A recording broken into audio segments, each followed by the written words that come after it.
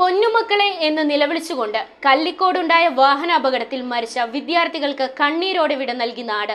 കളിയും ചിരിയും പിണക്കങ്ങളും ഇണക്കങ്ങളും സ്വപ്നങ്ങളും പങ്കിട്ടവർ ഇനി പ്രിയപ്പെട്ടവരുടെ ഹൃദയത്തിൽ എന്നും സ്നേഹപ്പൂമ്പാറ്റകളായി പറന്നു നടക്കും.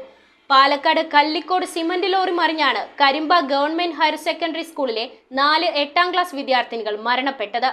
കേരളത്തെ ഒന്നാകെ കണ്ണീരിലാഴ്ത്തിയിരിക്കുകയാണ് കല്ലിക്കോട് വാഹനാപകടം.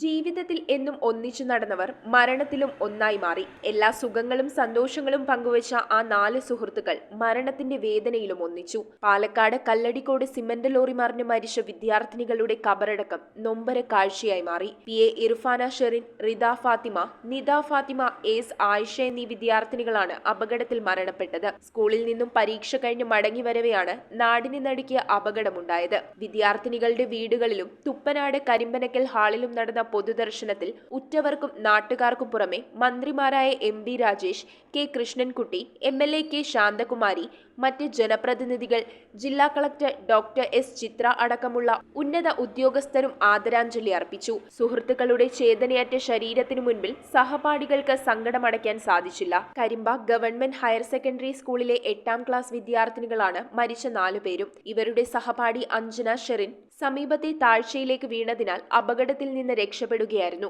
തുപ്പനാട് ജുമാ മസ്ജിദിലെ മണ്ണിൽ ആ 4 പെൺകുട്ടികളും എന്നേക്കുമായി കണ്ണുകൾ അടച്ചു. 4 കബറുകളിലാണെങ്കിലും എന്നത്തെ പോലെയും അവർ ഒന്നിച്ചുണ്ടാകും. News desk metro 7.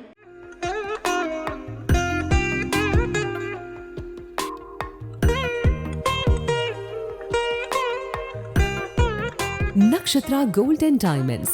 Online delivery available all across India.